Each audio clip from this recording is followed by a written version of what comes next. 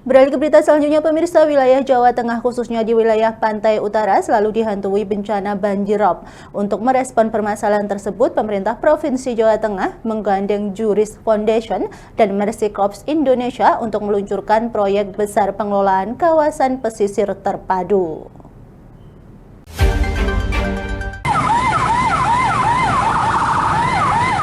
Proyek ambisius ini resmi dimulai melalui penandatanganan nota kesepahaman MOU yang berlangsung di Hotel Kumaya, Semarang pada Senin kemarin. Direktur Eksekutif MCI Ade Sukadis mengungkapkan bahwa proyek yang akan digarap pihaknya bersama Pemprov Jateng merupakan langkah strategis jangka panjang untuk membangun ketahanan iklim hingga tahun 2023. Program tersebut menyentuh wilayah hulu hingga hilir, mencakup berbagai kota dan kabupaten yakni Kota dan Kabupaten Pekalongan, Semarang, Salatiga, Demak, hingga Grobogan.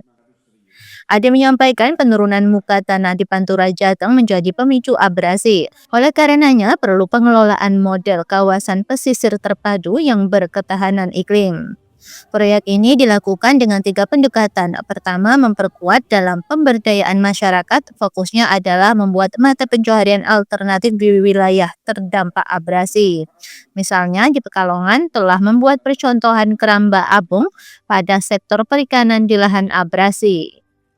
Betul, seperti itu juga. Dan jangan lupa aja kalau kita bicara di hilir juga begitu. Jadi karena yang di hulu ini juga akan memberikan dampak ke hilir, sehingga kita lihat tadi di contohnya di Petung Kriono itu di Desa Senego, kita juga mendorong petani untuk bisa melakukan pembudidayaan tanaman yang lebih konservatif, sehingga tidak memberikan dampak buruk terhadap aliran sungai. Karena kalau kita bicara tentang hortikultur sayuran itu kan sebenarnya kalau tidak dilakukan dengan baik akan memberikan longsor dan juga erosi, sehingga bisa memberikan peningkatan terhadap banjir. Sehingga kita perlu juga mencarikan solusi, bukan hanya memberikan solusi ekonomi tapi juga lingkungan, sehingga punya dua benefit keuntungan. Satu, secara ekonomi tetap berdaya, tapi juga secara lingkungan bisa memberikan dampak positif dengan ada konservasi tadi.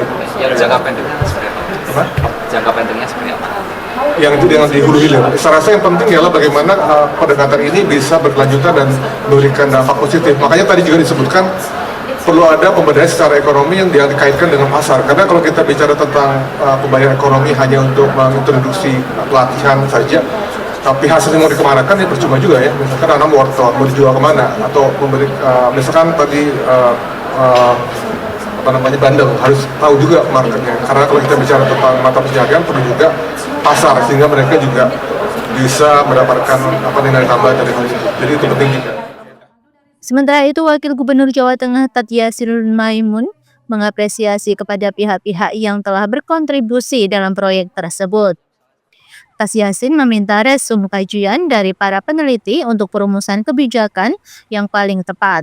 Sejauh ini, Pemprov Jateng telah menggandeng Undip untuk proyek penyediaan air bersih di wilayah pesisir Pantura dengan program desalinasi.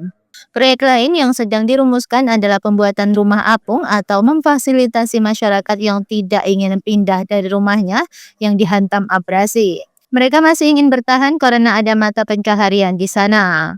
Rumahnya itu juga rumah apung, sehingga rumah ini ketika nanti airnya pasang dan surut, itu bisa tetap eksis, perumahan itu di situ bisa didiamin. Itu di mana aja Pak nanti rencana? Sementara itu nanti akan kita kerjakan di Demak, insya Allah. Pak, kalau dari sisi Pemprov mungkin ada penambahan anggaran untuk teknis saja. Untuk anggaran pada kali ini karena saat ini sudah diselesaikan ya, kita mengikuti juga efisiensi.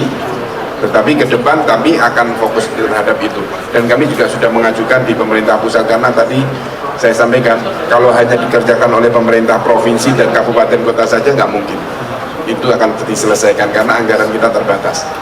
Untuk awal itu berapa Pak rencananya untuk rumah apung itu?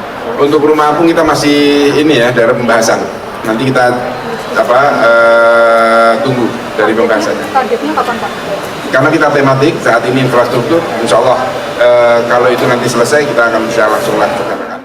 Dari Kota Semarang, Rizky Sahrul, Lingkar TV melaporkan.